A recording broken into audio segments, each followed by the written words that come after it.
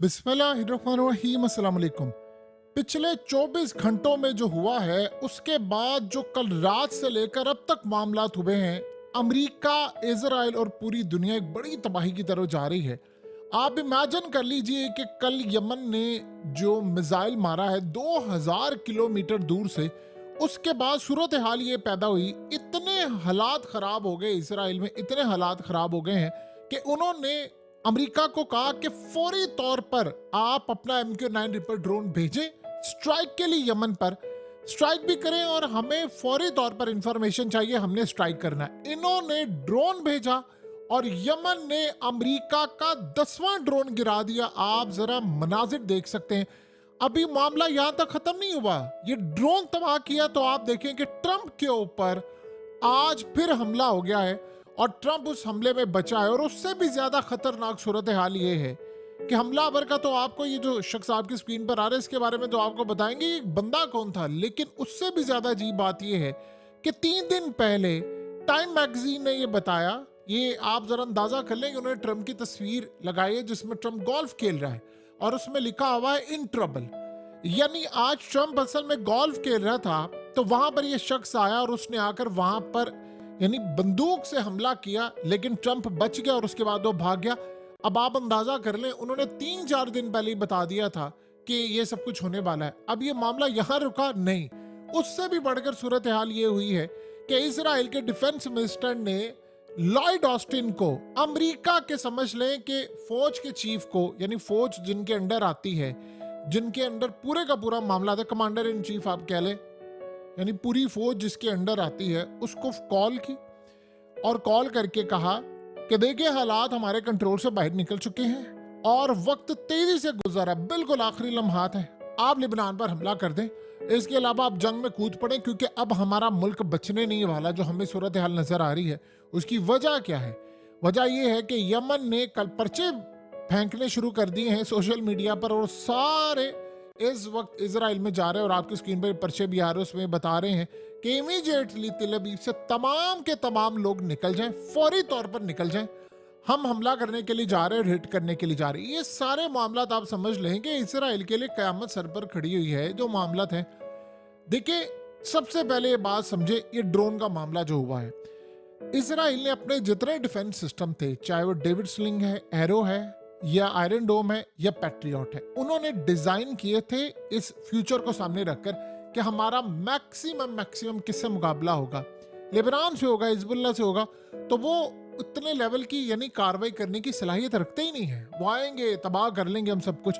ये नहीं उनको पता था कि एक वक्त आएगा कि ये सारे का सारा मामला हो जाएगा, वो बला बन जाएंगे। अब मसला ये है कि उनको ये तो बिल्कुल ही नहीं पता था कि आउट ऑफ सिलेबस कभी यमन की होशियां आ जाएंगी। ये तो हम सब ने कभी जिंदगी में नहीं सोचा था कि वो इतनी बड़ी बला बन जाएंगी कि 11 मिनट में हाइपरसोनिक मिसाइल मारेंगे और वो 2040 किलोमीटर तय करता हुआ सीधा इसराइल पर जाकर हिट करेगा और आग ही आग लगा देगा, तबाही बर्बादी की आखिरी हदें छू देगा और तकरीबन 20 से 25 लाख लोग शेल्टर के नीचे चले जाएंगे। कभी इसराइल की तारीख में ऐसा हुआ नहीं है। और सारे इन्होंने जितने मिसाइल फायर किए उसको रोकने के लिए सारे बर्बाद किए। और अभी उन्होंने कहा कि हमने सिर्फ तबाही नहीं की, हमने तो जब तबाही करनी तब आपको बताएंगे। अब ये मामला सारा हुआ तो इसराइल ने अमेरिका को कहा कि आप फौरी तौर पर स्ट्राइक करें यमन के ऊपर। इन्होंने कहा कि अभी आपको पता है कि कितने, यानी एक हफ्ते में 2 ड्रोन तबाह होते हैं, ये तीसरा तबाह हुआ है। आप देखिए लोग तबाह करके जश्न कैसे मनाते हैं, आग लगी हुई है और उसके आगे यमनी खुश हो रहे हैं, मजे कर रहे हैं और फिजा में भी आप देख सकते हैं कैसे उन्होंने तबाह किया।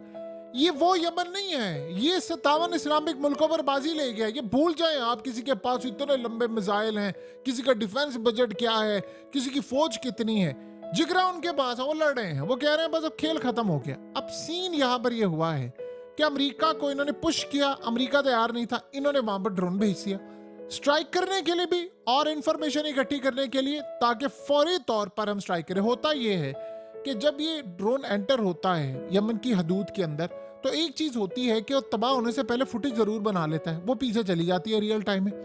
अब ये चीज का फायदा उठाकर ये लोग किसी ना किसी तरह हमला करने के लिए आ गए थे क्योंकि सैटेलाइट से इंफॉर्मेशन इनको मिल नहीं रही।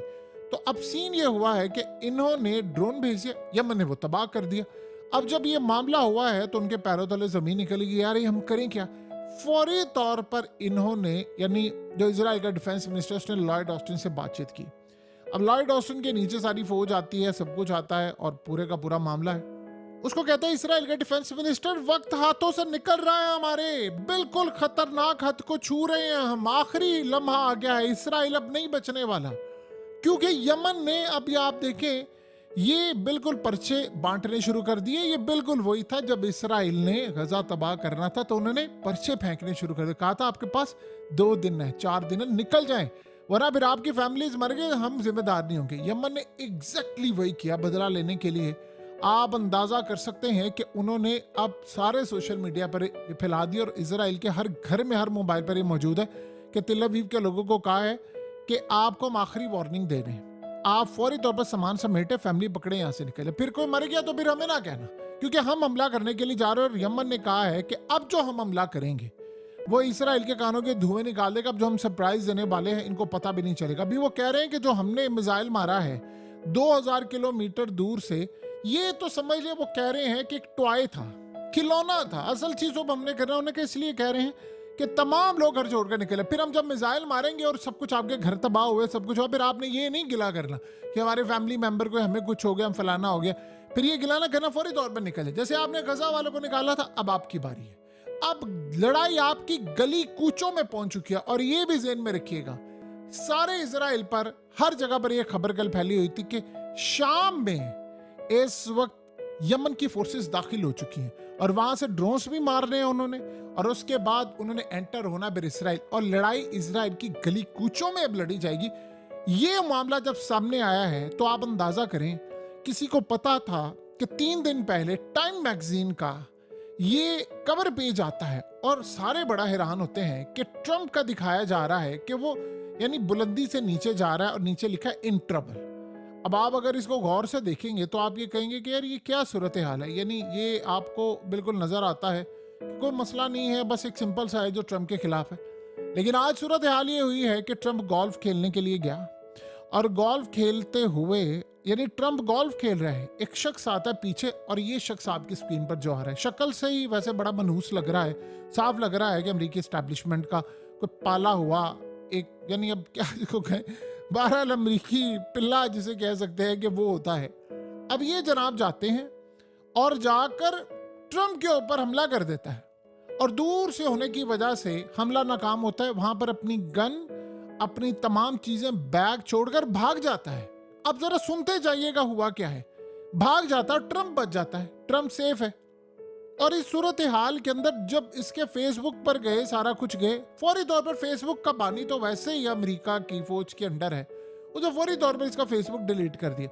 उसमें वो मेंशन क्या करता है, कहता जी मैं यूक्रेन में लड़ने के लिए जा रहा हूँ। इसको बड़े सालों का तजर्बा है हमला करने का। कहता है यूक्रेन में मैं लड़ने जा रहा हूँ, वहां पर मैं जाकर अफगानिस्तान के लोगों को हायर करूंगा पैसे देकर और मैं उनको प्रपोजल दूंगा कि हम लड़ते हैं। अब सोचे ट्रंप को इसने वोट दिया था बकौल इसके कि जी मैंने वोट दिया था, लेकिन अब मैं ट्रंप के बड़ा खिलाफ हूं।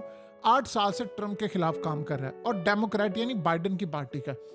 अब आप जरा अंदाजा करें कि ये सूरत हाल थी। कल हमला हुआ, अमेरिका का नाकाम हुआ, आज ट्रंप पर। आज अगर ये ट्रंप पर कुछ हो जाता हमला तो फिर क्या सूरत हाल होती आप बताइए। इस वक्त तक मामला सारे कंट्रोल से बाहर होते।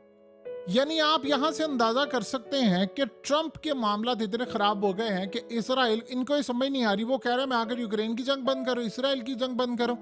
और इस सूरत हाल में वो कह रहे हैं कि अच्छा हम डाइवर्ट करने के लिए कोई रास्ता निकालते हैं। और इस सूरत हाल में जाहिर सी बात है, देखिए इनको खतरा क्या है, जरा समझिए इस बात को। इसराइल कह रहा है कि फौज भेजो अब लेबनान के खिलाफ, अब यमन के खिलाफ जंग करने के लिए।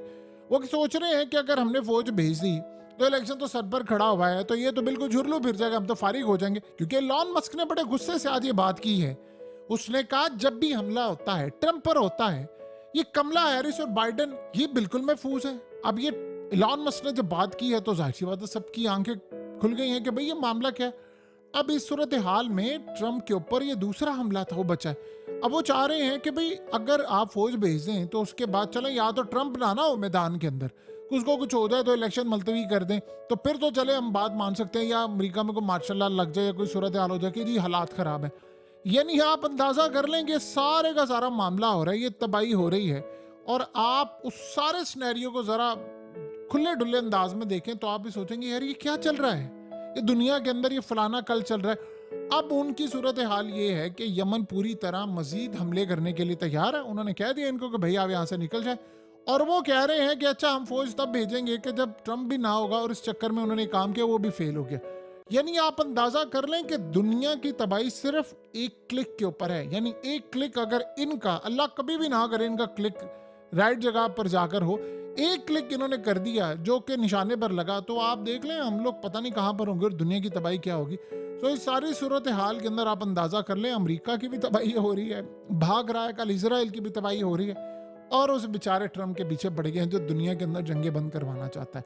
उसका आना बड़ा ज़रूरी है, वो आएगा तो पाकिस्तान भी आज़ाद हो जाएगा इंशाल्लाह, जो इस वक्त हालात चल रहे हैं पूरी दुनिया के अंदर।